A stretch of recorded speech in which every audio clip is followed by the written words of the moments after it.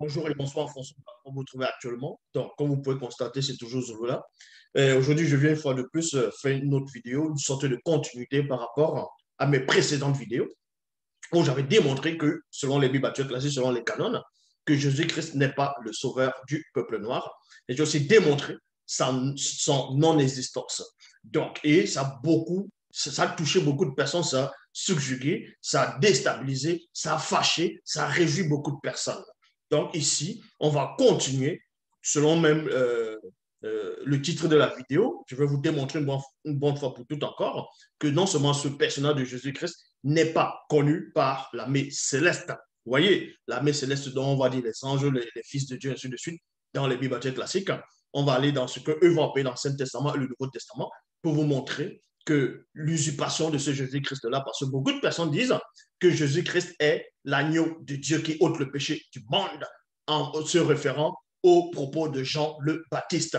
Donc, on va vous démontrer que Jésus-Christ n'a jamais été l'agneau de Dieu. Il ne sera jamais l'agneau de Dieu et il n'est pas l'agneau de Dieu. Donc, on va vous le démontrer bibliquement que Jésus-Christ est l'agneau de Dieu, le soi-disant, c'est-à-dire le soi-disant l'agneau de Dieu qu'on fait allusion dans le livre de l'Apocalypse n'a rien à voir avec Jésus-Christ. Vous voyez, on va vous le démontrer.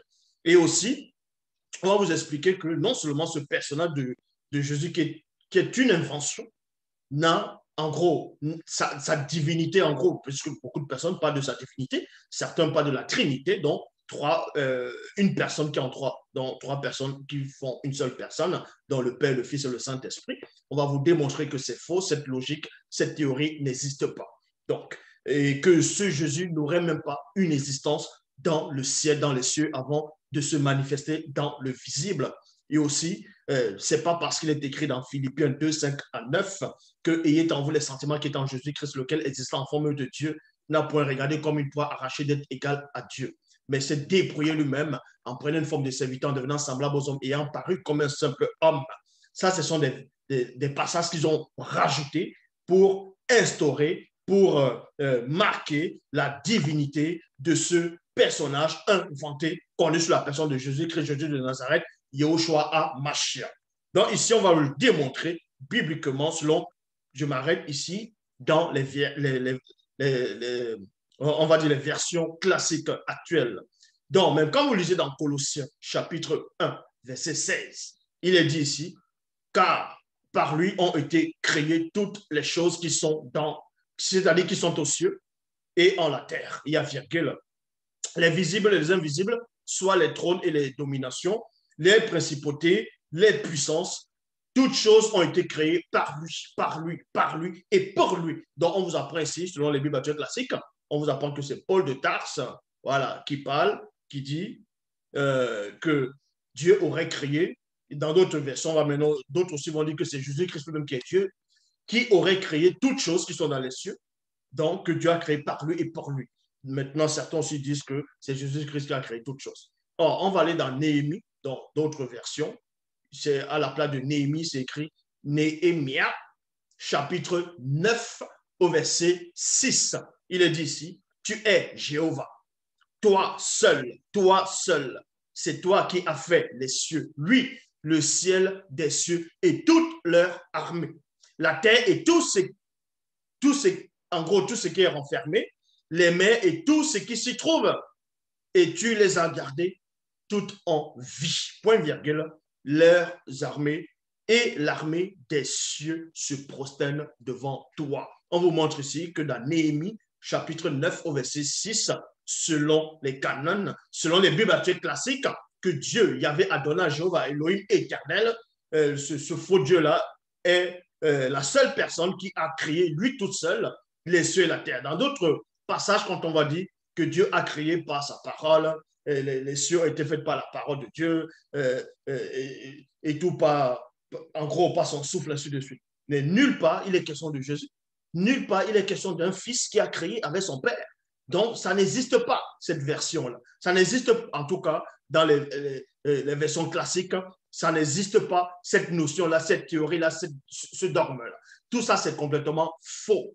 Donc, Colossiens chapitre 1, verset 16, sur la personne de Jésus-Christ est faux. Maintenant, il y a beaucoup de chrétiens, beaucoup de ceux qui se disent pasteurs, révérends, bishop, maréchal, apôtres, diacres, prophétesses, vont, euh, vont faire croire aux gens que Jésus-Christ, comme j'ai dit au début, aurait une divinité avant de descendre, comme on voit cela dans Philippiens 2, 5 à 9, qui est aussi faux complètement, et Colossiens 1, 16 est faux. Donc ici, on va vous montrer bibliquement, selon les versions classiques, que Jésus-Christ n'est pas l'agneau de Dieu. Je me répète encore, Jésus-Christ n'est pas l'agneau de Dieu.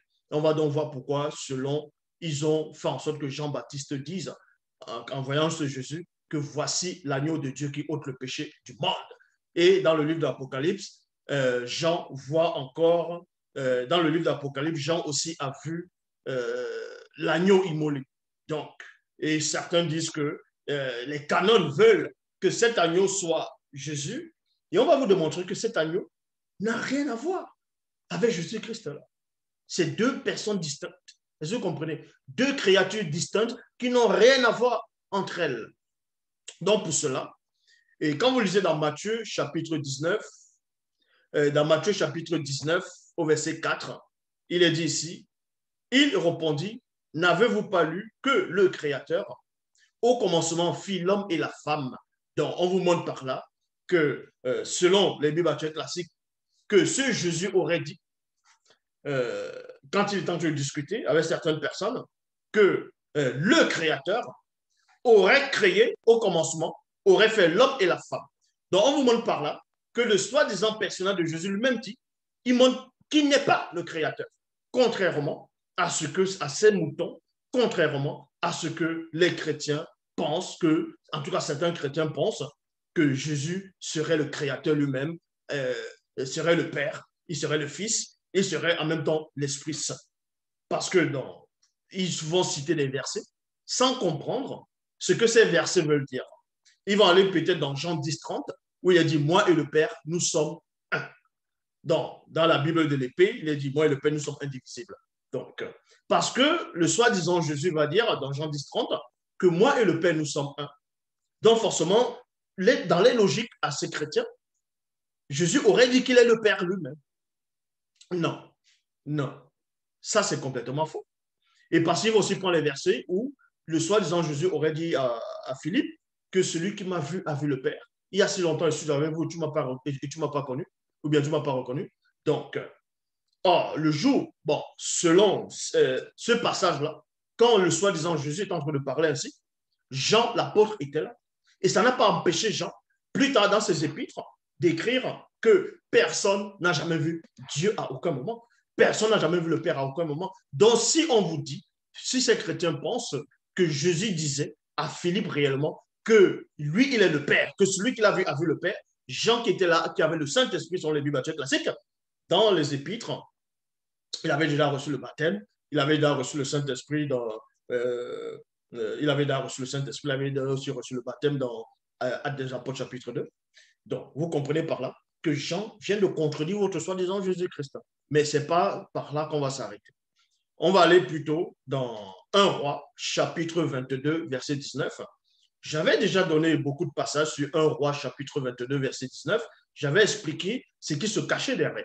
Mais il y a aussi un autre sens, toujours dans ce verset, que beaucoup de personnes n'ont pas pu voir. Donc, ici, parce que remarquez que dans ce qu'on va appeler le Nouveau Testament, le soi-disant Jésus, dans la prière sacerdotale, il va dire qu'il était déjà auprès de Dieu avant que Dieu ne crée toute chose. Vous voyez, il était déjà auprès de Dieu, auprès du Créateur, selon lui, avant que le Créateur, avant que Dieu, Yahvé, Adonai, Jéhovah, Elohim, selon les Bibles classiques, ne crée toute chose. Vous voyez, et on va vous montrer que c'est un menteur. Il n'a jamais été de l'autre côté. Il n'était pas de l'autre côté, même selon les versions actuelles. Pour cela, on va d'abord dans ce qu'ils vont appeler l'Ancien Testament. Dans 1 Roi chapitre 22, au verset 19. Bible second 21, il est dit, Michée ajouta, eh bien, écoute donc la parole de l'Éternel. J'ai vu l'Éternel assis sur son trône, et toute et tous les corps, et tous les corps, et tous les corps célestes debout près de lui. Il y a virgule à sa droite et à sa gauche. Donc, le prophète, à un moment donné, selon les Bibles classiques, dans un temps reculé, a eu une vision. A eu une vision. Et dans la vision, c'est-à-dire a vu ce qui se passait de l'autre côté. En voyant, il dit ceci, qu'il a vu Dieu, il a vu Yahvé, il a vu Jéhovah, il a vu Elohim l'Éternel en fonction des versions, qui était assis sur un trône, vous voyez? Et autour de lui, il a vu des corps célestes, donc il a vu des entités, il a vu des esprits, des êtres spirituels autour de Dieu, debout à sa gauche et à sa droite. Nulle part, ce prophète a précisé que Dieu était avec un fils. Est-ce que vous comprenez? Nulle part, dans les versions classiques, il est précisé que Dieu était assis et il y avait un autre personnage qui était assis à la droite. Donc, il n'a pas vu Jésus-Christ parce que Jésus-Christ ne vient pas du ciel. Il était inventé. Est-ce que vous comprenez? Il ne tire pas sa divinité de l'autre côté. Il a été inventé tout simplement. Michée dit ici qu'il a vu des êtres debout à la droite de Dieu et à sa gauche. Bible de Jérusalem, il est dit, j'ai vu Yahvé assis sur son trône, toute l'armée du ciel se tenait en sa présence, à sa présence. Il est bien dit, toute l'armée, dans tous les corps célestes, toute forme de vie était auprès de Dieu, à sa gauche et à sa droite. Nulle part il est question du Fils ici de Jésus. Donc, maintenant, il y a des moutons qui vont dire, oui, mais avant de descendre, il était Dieu le Père. Mais c'est écrit où qu'avant de descendre, il était Dieu le Père. Vous allez me dire, oui, mais j'ai cité le verset dans Philippiens 2,59, vous l'avez dit, ayant vous les sentiments qui étaient en Jésus-Christ, lequel exista en forme de Dieu. Mais n'a point regardé comme il pourrait arracher d'être égal à Dieu. Donc, pour vous montrer qu'il n'est pas Dieu lui-même. Vous ne comprenez pas les Écritures, vous ne comprenez pas le langage. N'est-ce pas? C'est écrit que votre soi-disant même propre Jésus dit qu'avant que Dieu ne crée toute chose, lui, il était déjà assis à côté de Dieu. Il était déjà à sa droite. Il avait la gloire déjà auprès de Dieu. Donc, pour vous montrer qu'il n'est pas Dieu lui-même. Déjà, voilà l'indice. Et de deux, dans l'Ancien Testament, le prophète a une vision de ce qui se passe de l'autre côté. Il ne voit personne qui est assis à droite de Dieu ou à sa gauche.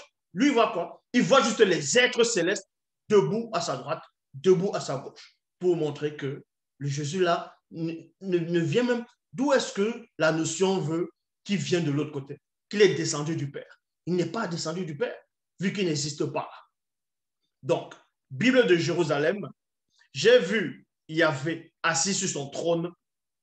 Toute l'armée du ciel se tenait en sa présence, virgule, à sa droite et à sa gauche. Traduction Pierrette Clama Léna. Il est dit ici, j'ai vu Yahweh assis sur son trône et toute l'armée du ciel se tenait autour de lui, virgule, et non autour d'eux.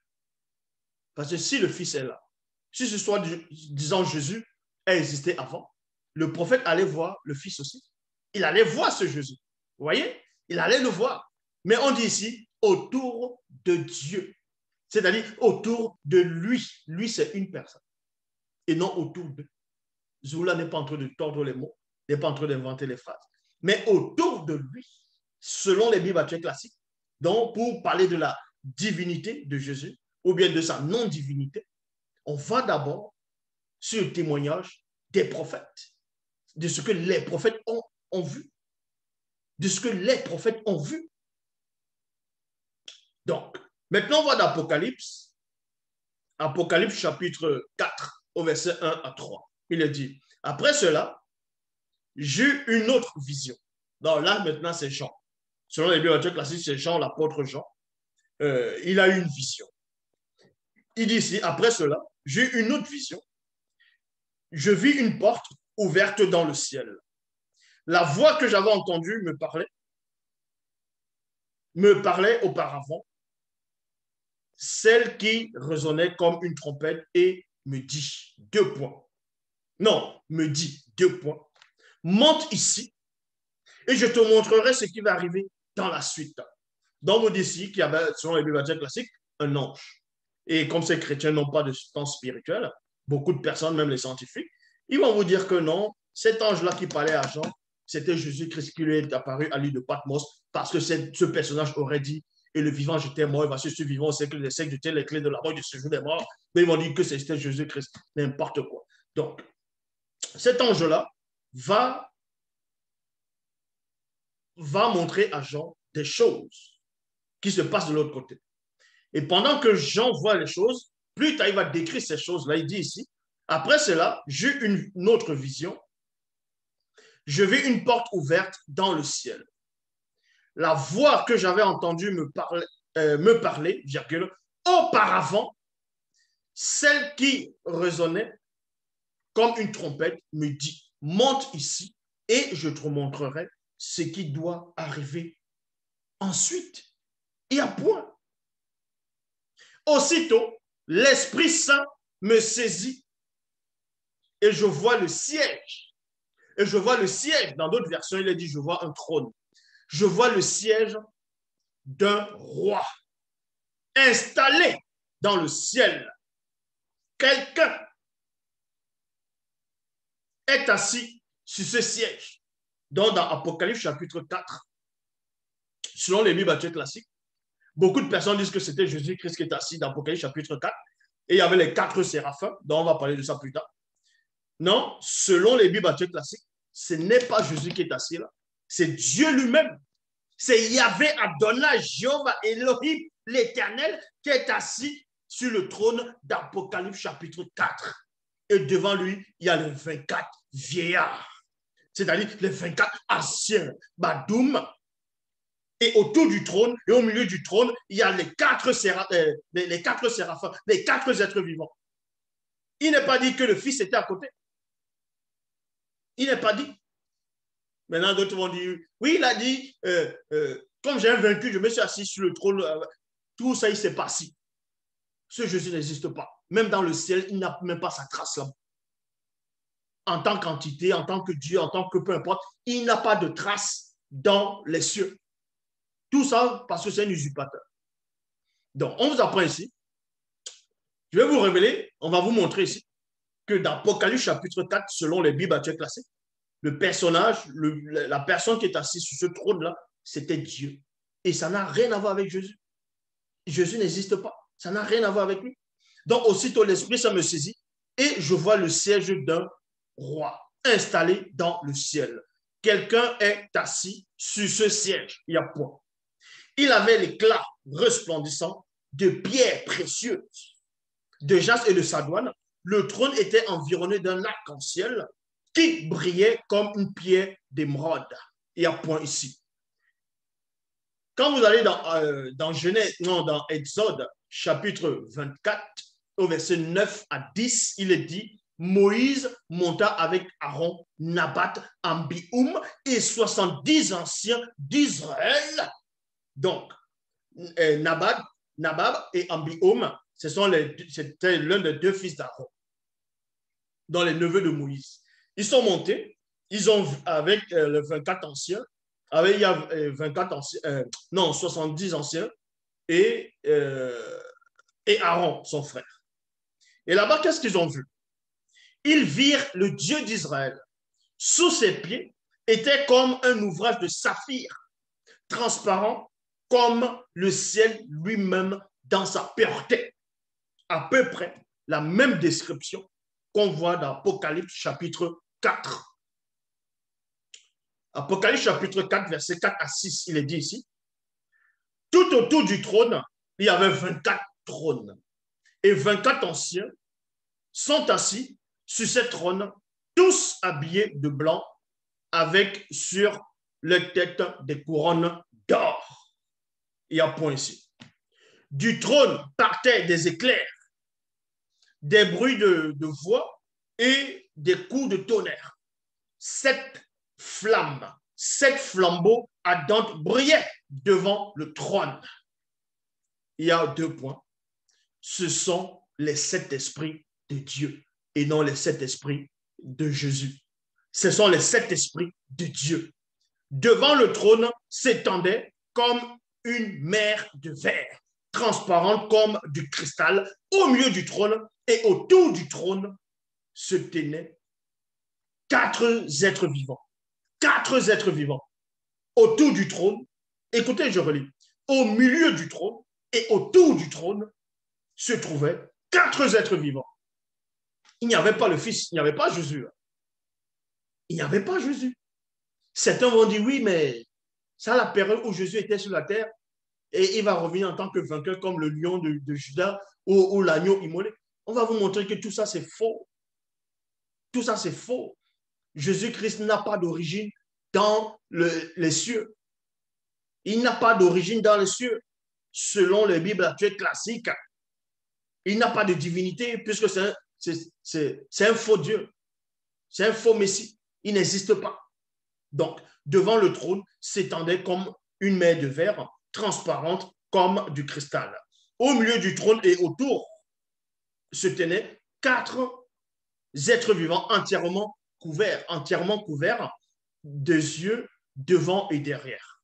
Apocalypse, chapitre 4, au verset 8, il est dit ceci.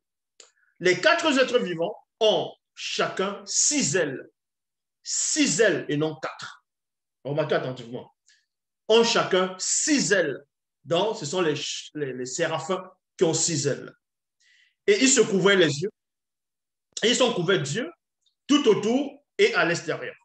Ils ne cessent de dire, jour et nuit, Saint, Saint, Saint est le Seigneur Dieu, virgule, le Tout-Puissant, celui qui était, qui est et qui vient. Parce qu'il s'adressait à celui qui est assis sur le trône, c'était Dieu dans les Bibles actuelles classiques. Et c'est la même chose, le même trône que Ésaïe avait vu, que le prophète Ésaïe a vu, dans Ésaïe chapitre 1, verset 6. On va voir cela dans verset 1 à 2. Ésaïe chapitre 6, verset 1 à 2. Dans la traduction du Monde Nouveau, il est dit ici, dans l'année où mourut le roi Osia, moi cependant, je vis Jéhovah, virgule. Jéhovah, ce n'est pas Jésus. Jéhovah n'est pas Jésus. Donc, je vis Jéhovah siégeant sur un trône haut et élevé, et les pans de son vêtement remplissaient le temple. Des séraphins se tenaient au-dessus de lui. Point. Chacun avait 6 ailes, exactement les mêmes descriptions qu'on voit dans Apocalypse chapitre 4 au verset 8. C'était les êtres-là. Est-ce que vous comprenez? Même si on ne donne pas les nombres ici, c'était ces êtres-là. Avec 2 qui tenaient sa face couverte et avec 2 qui tenaient ses pieds couverts et avec 2 qui, c'est-à-dire, ils volaient. Voilà ce que Ésaïe a vu. Ésaïe, dans ses écrits, il dit qu'il a vu Jéhovah. Il a vu Yahvé, Elohim, Adonai, peu importe le nom qu'on va lui donner. Il n'a jamais dit que c'était Dieu, que c'était le Fils de Dieu qui voyait. Il n'a jamais dit que c'était Jésus qui voyait. Il n'a jamais dit que c'était Emmanuel qui voyait. Il a dit que c'était Dieu qui voyait, que c'était le Créateur selon les Bibles actuelles classiques qui voyait. Donc, ce Jésus n'a pas de trace. Il n'a pas de généalogie dans les cieux. Apocalypse chapitre 4, verset 9 à 11. Il est dit, je répète, Apocalypse chapitre 4, verset 9 à 11, il est dit, et chaque fois que les êtres vivants présentent leur adoration, virgule, leurs hommages et leur reconnaissance à celui qui est assis, à celui qui siège sur le trône et à celui, non, c'est-à-dire à celui qui siège sur le trône, virgule, à celui qui vit éternellement. Et chaque fois que les êtres vivants chantent, les 24 anciens tombent en genoux devant celui qui est assis sur le siège. Ils adorent celui qui est vivant pour toujours. Ils jettent les couronnes devant le siège en disant, tu es digne, Jéhovah. Voilà ce qui est écrit. Tu es digne, Jéhovah. Dans d'autres versions, on dit, tu es digne, notre Dieu. Mais ici, là, c'est, tu es digne, virgule, Jéhovah, virgule, oui, notre Dieu, de recevoir la gloire et l'honneur et la puissance, parce que tu as créé toutes choses.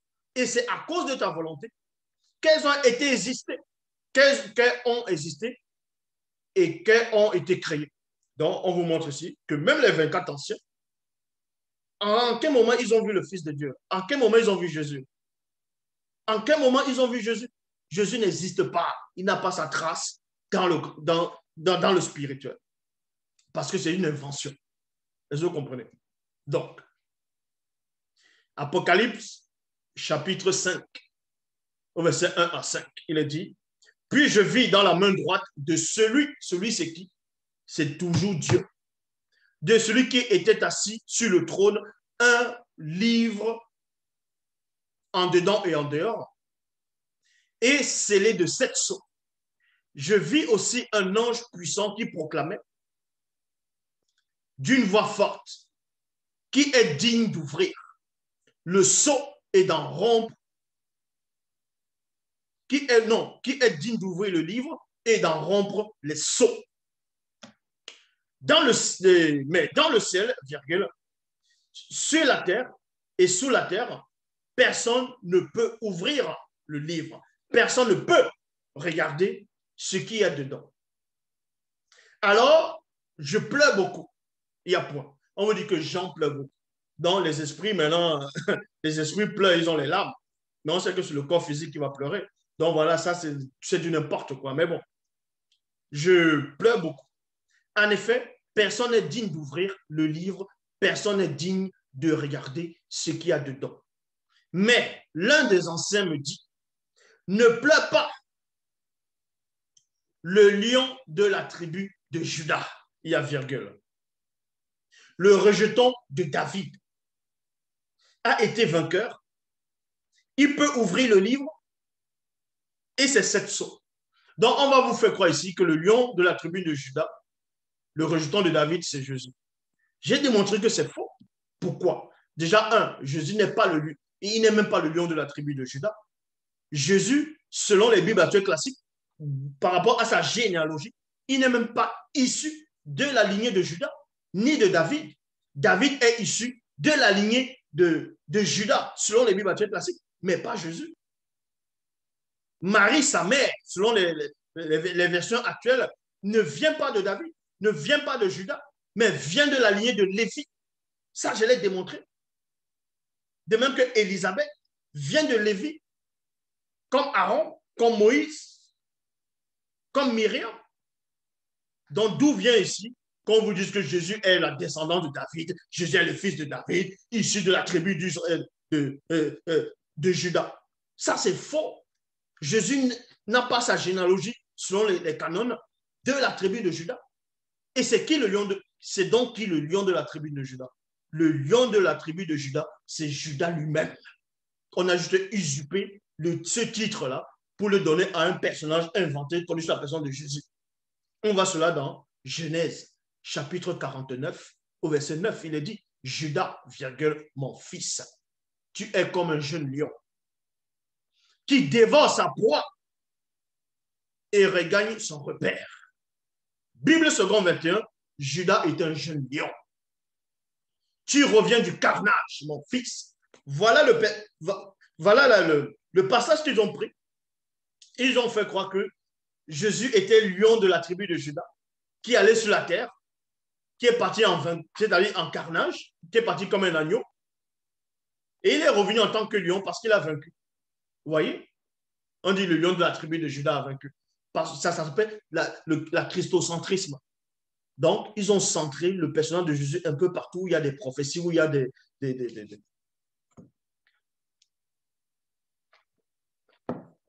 où il y a des révélations hors du commun. Donc, vous voyez ici, Jésus-Christ n'est pas le lion de la tribu de Juda. Le lion de la tribu de Juda, c'est Judas lui-même, qui n'a rien à voir avec Jésus. Et Jésus, selon les Bibles actuelles classiques, je lance le défi à quiconque va me le démontrer. Quand vous lisez la généalogie de Jésus, On cite la généalogie, on cite dans d'autres livres, on dit, on commence par Adam, on dit fils de Dieu, on parle, on parle, on parle. On arrive à Joseph.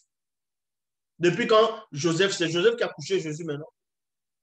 On dit, c'est Joseph, lui qui vient de la lignée de David. On dit maintenant Marie. Pourquoi on n'a pas dit que Marie, c'est pas écrit que Marie vient de la lignée de Judas? Ce n'est pas écrit. C'est Joseph qui est le père adoptif, selon les Bibles classiques, de Jésus, qui est issu de la lignée de David, c'est-à-dire et aussi de Judas, qui s'est marié avec Marie. Et maintenant, l'enfant qui vient de Marie, selon les Bibles classiques, c'est écrit que ça ne vient pas de Joseph. Puisque Marie était enceinte, elle n'avait pas connu un homme, selon les Bibles classiques. Donc, ce n'était pas de Joseph. Donc, d'où vient qu'on va prendre cet enfant de Marie? On va le mettre dans la parenté de Judas. Marie est issue de la lignée de Lévi. Ça, je l'ai montré. Elle est issue de la lignée de Lévi. Si vous ne connaissez pas c'était quoi les Lévis dans ce qu'on appelle l'Ancien Testament, vous fermez vos bouches.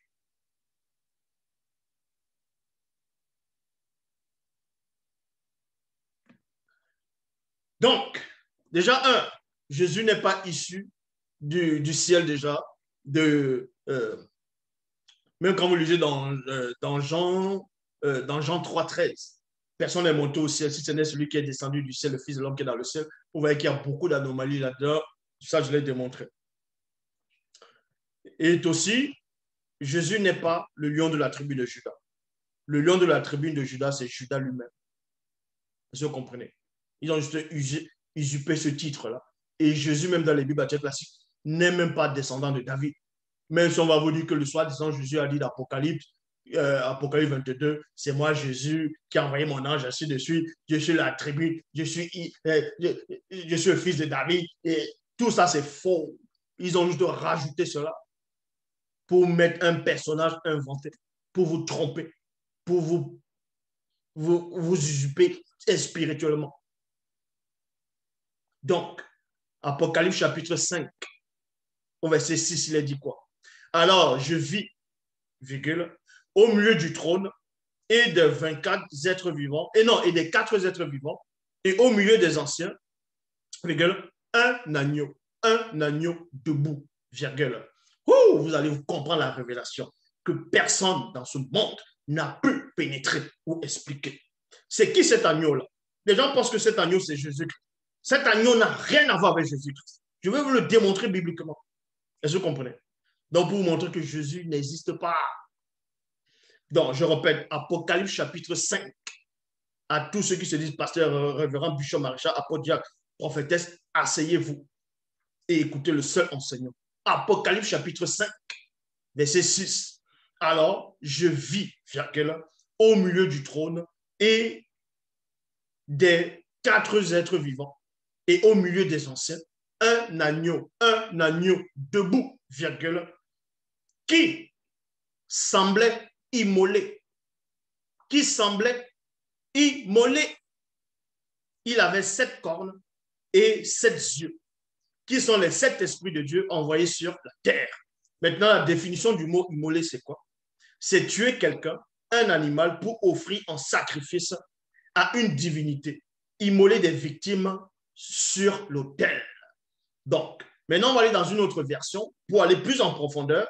Dans Bible seconde 21, toujours dans le même passage, il est dit, puis je vis, virgule, au milieu du trône et des 4 êtres vivants et au milieu des anciens, un agneau debout, comme offert en sacrifice. Il y a point. Il avait 7 cornes et 7 yeux.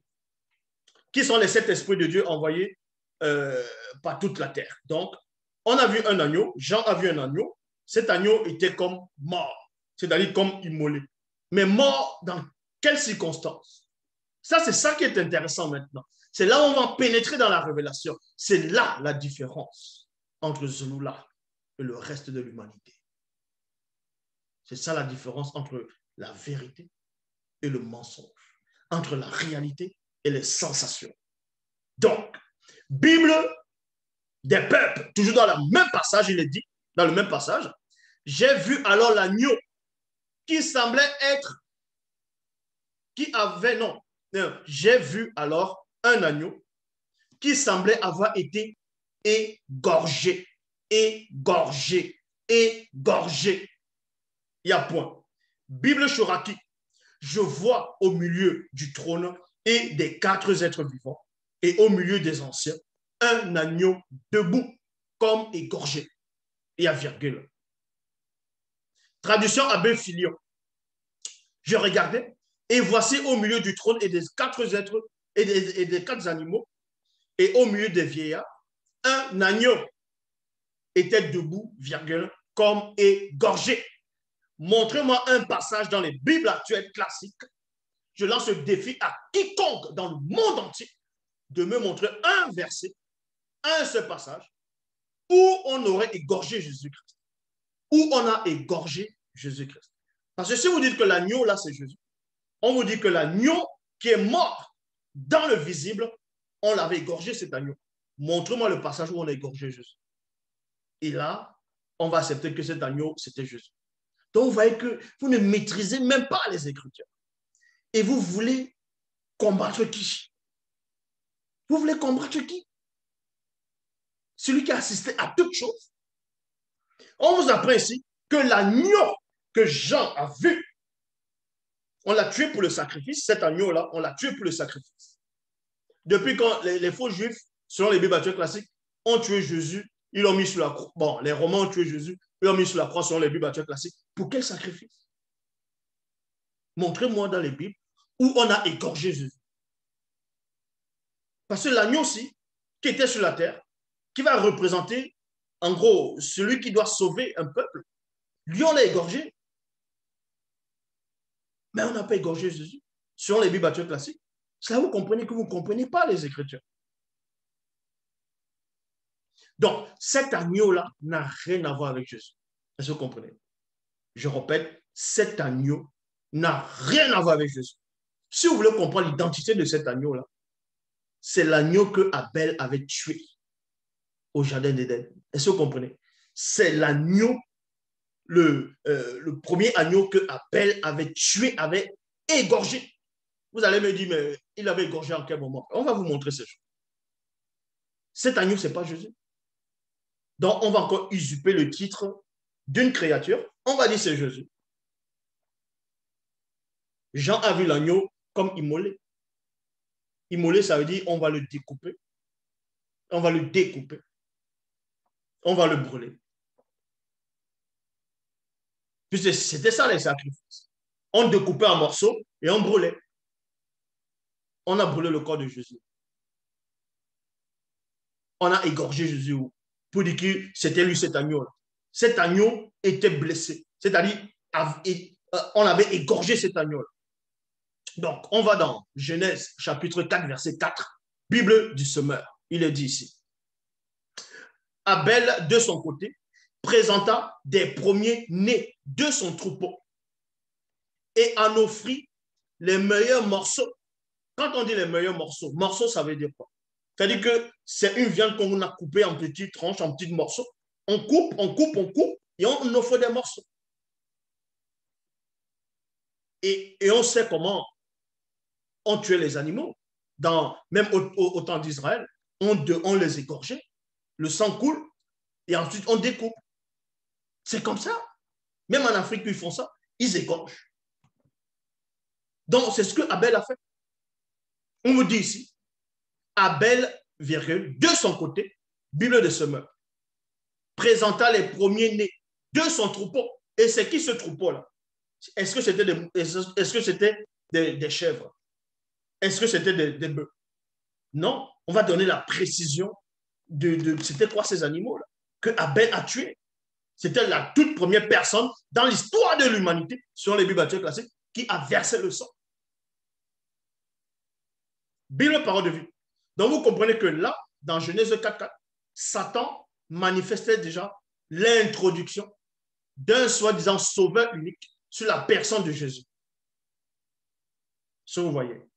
Donc, Bible parole de vie, de son côté, Abel apporta les premiers agneaux,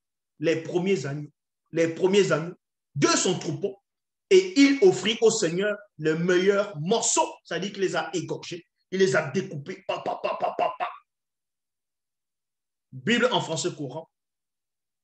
Abel, de son côté, apporta en sacrifice des agneaux, premier-né de son troupeau, il en offrit au Seigneur le meilleur morceau.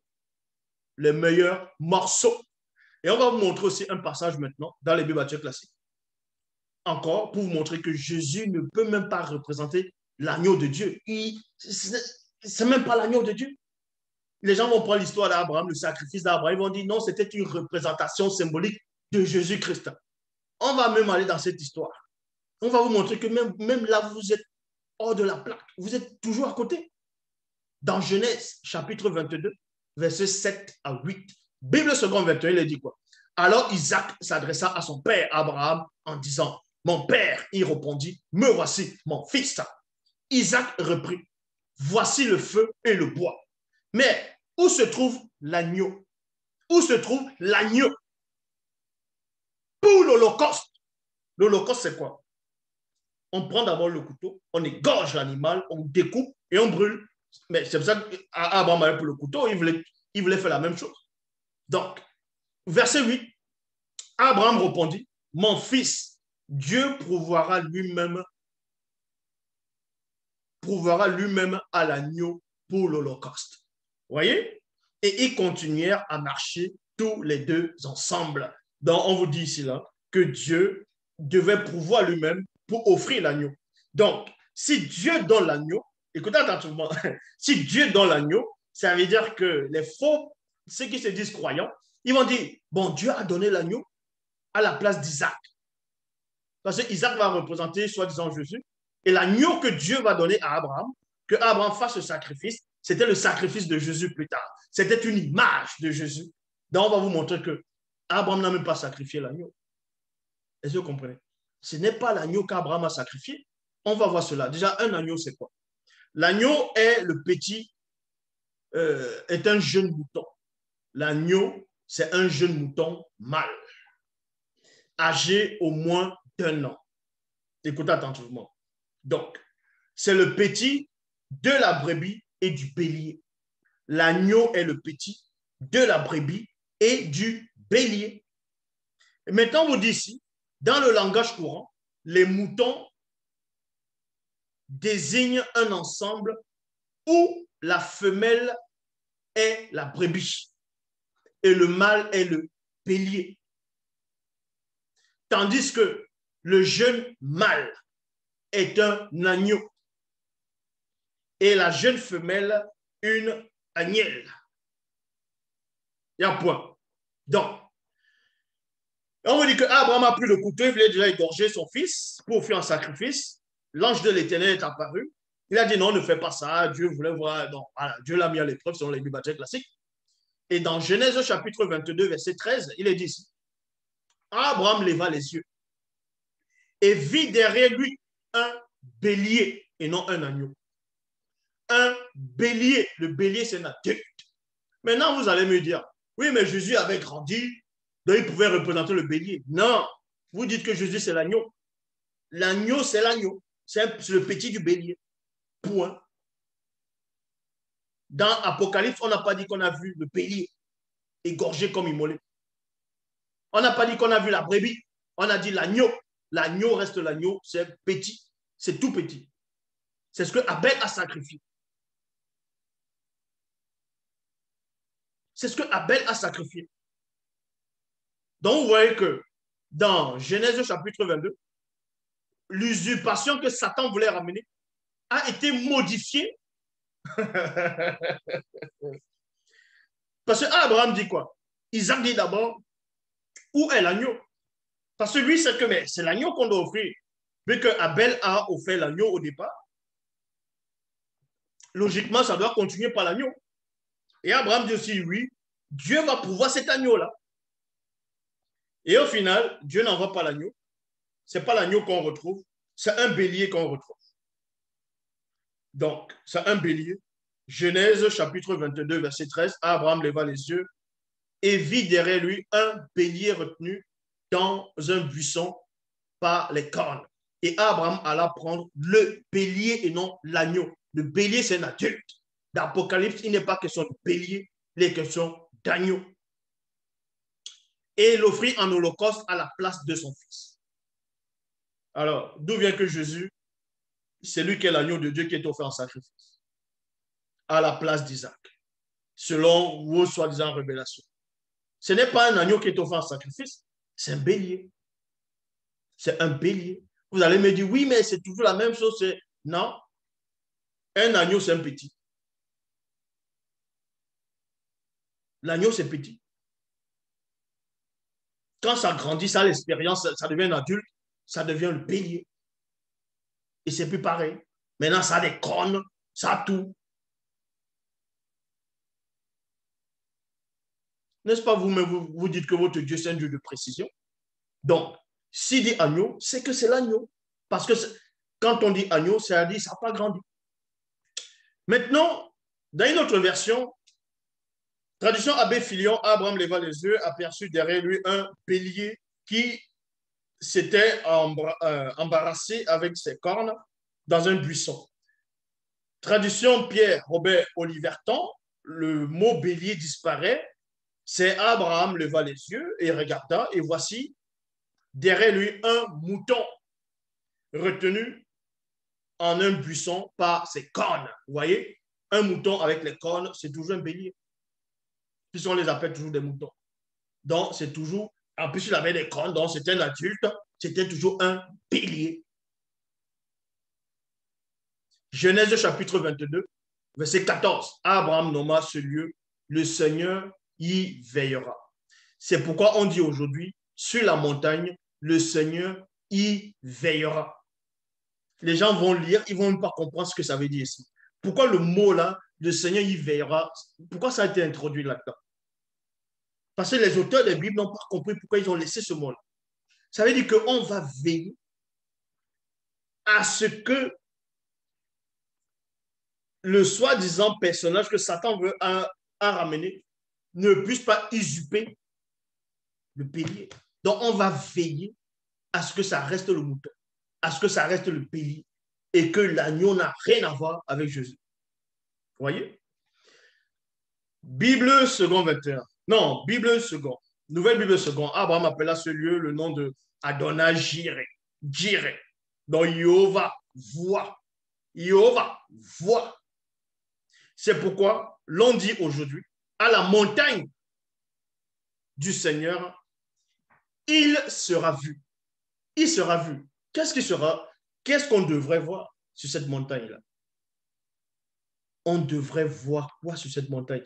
Qu'est-ce qui s'est passé sur cette montagne? Abraham a sacrifié un bélier et non un agneau. Est-ce que vous comprenez? Donc, et c'est là Satan lui-même, Satan s'est fait prendre dans son propre jeu. Satan s'est fait prendre dans son propre jeu. Comment? Puisque c'est lui qui est l'auteur de ce Jésus-là derrière, pour tromper le maximum de gens, trafiquer l'histoire du peuple noir, premièrement. Et maintenant, dans son plan, il a vu que les gens vont adorer ce Jésus à un point où ils vont mépriser lui, Satan. Satan a dit non, que lui fait ça pour que lui soit en haut. Et c'est là où maintenant Satan va vous dévoiler quelque chose. Dans une conversation selon les Bibles classiques avec ce Jésus, il va vous dévoiler quelque chose que l'humanité n'a pas pu voir.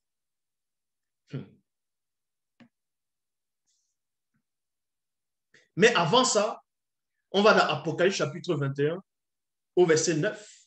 Il est dit ici, puis un des 7 anges qui tenait les 7 coupes remplies des 7 derniers fléaux vint m'adresser la parole et dit 2 points. Viens, je te montrerai la femme, virgule, l'épouse de l'agneau. Il y a point. Les gens vont lire ça, ils vont dire, ah, l'église est l'épouse de l'agneau, la femme est l'épouse de l'agneau. Ah, l'agneau, c'est un bébé, c'est un petit. Donc, on vous montre, ils vont dessiner un agneau avec une femme à côté. Ça s'appelle la zéophilie. Est-ce que vous comprenez? La zéophilie. C'est une femme ou un homme qui couche avec un animal. Voilà ça. Vous couchez avec des animaux spirituellement, sans savoir. Vous dites que l'agneau, c'est votre époux, l'agneau, c'est Jésus. Donc, vous êtes là en tant que femme, vous êtes marié à l'agneau. Donc, vous couchez avec des bêtes, des animaux, spirituellement, mentalement. Vous n'avez même pas de connaissance. Ça s'appelle la zéophilie. Voilà, les chrétiens ils sont adeptes de la zéophilie parce que on les a fiancés à un animal. En plus, quoi, un petit animal, à un agneau, n'importe quoi. Matthieu chapitre 4, versets 5 à 6. Alors le diable l'amena jusqu'à Jérusalem, amena qui Jésus jusqu'à Jérusalem, la ville sainte, le plaça au sommet du temple et lui dit, si tu es fils, si tu es le fils de Dieu, jette-toi en bas. Les gens n'ont pas compris ce que ça veut dire ici dans les Bibles classiques. Puisque Satan, lui, vous dit, il vous montre que Jésus n'est pas le fils de Dieu. Il sait que Jésus n'est pas le fils de Dieu. Il sait que c'est une invention. Mais on va prendre les propos de Satan. On va dire qu'il aurait dit à ce Jésus aussi, pendant la tentation, que si Jésus est le fils de Dieu, qui se jette alors à terre? Et on vous dit, jette-toi en bas. En effet, dans les livres saints, on lit, Dieu commandera à ses anges de te porter dans leurs bras pour que tes pieds ne se heurtent pas, pour que tes pieds ne heurtent pas les pierres. Il y a point ça. Déjà, c'est écrit dans les livres de Somme. Quand vous allez là-bas, ça n'a rien à voir avec Jésus. On ne s'adressait pas à Jésus. Lisez bien, j'ai fait la vidéo sur ça. Quand on dit, si tu te jettes tout ça là, on ne s'adressait même pas à Jésus. Cette histoire ne s'adressait même pas à lui. L'histoire des anges, c'est-à-dire que tu tombes, les anges vont te porter, que tes pieds ne se heurtent contre une pierre, que tu tombes. Ça ne s'adressait même pas à Jésus, c'est un autre personnage. C'était allusion à un autre personnage qui n'a rien à voir avec Jésus. Mais Satan ici vous montre que Jésus n'existe pas. Il dit, si tu es fils de Dieu. Puisque Satan, avant de chuter, il était dans le royaume des cieux. Mais sinon, il allait voir Jésus là-bas. Il avait dit, ben, je te connais, maintenant tu es ici sur la terre. Il a dit, si tu penses être ce qu'on dit là, jette-toi maintenant à terre. Et on va vous dire que Jésus aurait dit, non, tu ne tenteras point le Seigneur ton Dieu. C'est facile de dire ça. Pourquoi les Gédéons? Les Gédéons, eux, ils ont fait comment? Quand l'ange apparaît, on dit, allez, va délivrer Israël. Il dit quoi? Il met d'abord cet ange à l'épreuve. Il dit, si c'est toi, si c'est vraiment toi, fais en sorte qu'il y ait ça. L'ange fait. C'est arrivé à plusieurs prophètes, c'est arrivé à plusieurs personnes que l'ange de l'Éternel vient. Même au temps de Osias, même Ézéchias, par rapport quand le roi est malade, il veut des signes que si c'est toi, si c'est la parole de Dieu, fais en sorte qu'il y ait ça là, que je voie ça là, que mon ombre fasse comme ça. Il aurait pu lui dire, mais on ne tente pas Dieu. Mais ce qui arrange Jésus ici, on ne tente pas Dieu. Parce que selon les Bibles classiques, il savait que s'il sautait là, bah, il allait mourir. Vous voyez? Parce qu'il sait déjà que cette prophétie ne s'adresse même pas à lui. C'est ça qu'on dit ici, dans Jean, chapitre 1, verset 29. Le lendemain, Jean, c'est-à-dire Jean le Baptiste, aperçut Jésus qui se dirigeait vers lui. Alors il s'écria, voici l'agneau de Dieu. Il y a virgule. Les gens ont dit, ouais, Jean-Baptiste a dit ça. Voici l'agneau de Dieu, celui qui ôte le péché du monde. Jésus-Christ n'est pas l'agneau de Dieu. Il n'a jamais été l'agneau de Dieu. Il ne sera jamais l'agneau de Dieu. C'est aussi simple que ça. Il n'est pas l'agneau de Dieu. Donc, l'agneau qu'on a vu dans le livre d'Apocalypse, comme égorgé, c'était le premier agneau que Abel avait tué, qui n'a rien à voir avec le personnage de Jésus. Dans Luc, ici là dans Jean chapitre 1, verset 29, Jean-Baptiste a été trompé. C'est pour ça que quand on le met en prison, la raison revient. Il se met à douter de ce personnage de Jésus. Puisqu'il s'est trompé en disant que ce Jésus dans les Bibles classiques, c'est l'agneau de Dieu. Maintenant, dans Luc 7, 20, il dit, les disciples arrivent auprès de Jésus et lui dit, Jean-Baptiste nous a envoyés vers toi pour te demander, est-ce que tu es le Messie qui doit venir? Ou bien devons-nous attendre un autre? Bible en français courant, quand ils arrivèrent auprès de Jésus, il lui dit, il lui dit plutôt, Jean-Baptiste nous a envoyés pour te demander, es-tu le Messie qui doit venir ou devons-nous attendre quelqu'un d'autre? Selon les Bibles classiques, Jean a compris que ce n'était pas l'agneau qui devait venir, que ce n'était pas ça, que ce personnage ne pouvait pas être l'agneau. Il s'est remémoré. Abraham n'a pas fait le sacrifice d'agneau, c'était le bélier. Ici, là, il voit quelqu'un, on vous dit que c'est l'agneau qui est arrivé, et pourtant, ce n'était pas ça. Donc, vous voyez, vous êtes tous perdus. Vous êtes tous dans la confusion. Le seul enseignant, c'est celui qui est en face de vous. Je maîtrise toute l'explication de la Bible, toute l'explication de toutes les versions, de tous les livres religieux, de tous les livres religieux plutôt, de tout le savoir interdit. L'Oba se glorifie toujours. Et ce comprenez.